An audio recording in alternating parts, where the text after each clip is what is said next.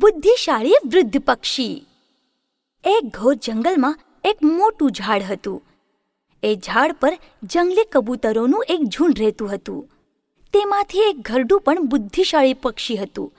એક દિવસ તેમણે ઝાડની નીચે એક નાની વેલ જોઈ. તેને બધા પક્ષીને બોલાયા. મિત્રો, પેલી નાનકડી વેલ જોઈ કે? આપણે આજે જ એ વેલ ઉખાડીને કાઢી નાખવી જોઈએ, નહીં તો પછી એને લીધે આપણા પર સંકટ આવી શકે છે. આ વેલ પરથી તો કોઈ પણ ઝાડ પર ચડી શકે. પણ બાકીના પક્ષીઓ બેફિકર હતા. તેઓએ વૃદ્ધ પક્ષીની વાત સાંભળી નહીં. તેમને સંકટનું મહત્વ લાગ્યું નહીં. ઝડપથી વેલ વધવા લાગી અને સરસ લાંબી લચક જાડી થઈ ગઈ અને ઉપર ચડવા લાગી. એક દિવસ જ્યારે બધા પક્ષીઓ દાણા ચરવા ગયા ત્યારે એક શિકારી ત્યાં આવ્યો. જંગલી કબૂતરોના ઝુંડને પકડવા તેણે જાળ ફેલાવી. સાંજે બધા પક્ષી ઝાડ પર પાછા આવ્યા, પણ તેમની જાળ દેખાઈ જ નહીં. બધા પક્ષી જાળમાં ફસાયા.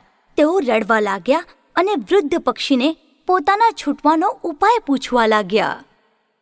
મિત્રો, સવારે જ્યારે શિકારી આવશે ત્યારે આપણે બધાએ મરવાનું નાટક કરવાનું છે. મરેલા પક્ષીઓનો શિકારીને કોઈ ઉપયોગ નહીં હોય. એ આપણને જાળમાંથી કાઢીને ફેંકી દેશે. છેલ્લા પક્ષીને ફેંકતી ક્ષણે જ આપણે બધાએ એકદમ ઉડી જઈશું. બીજા દિવસે શિકારી આવ્યો. બધા પક્ષીઓએ મરવાનું નાટક કર્યું. શિકારીએ બધા પક્ષી કાઢીને ફેંકી દીધા.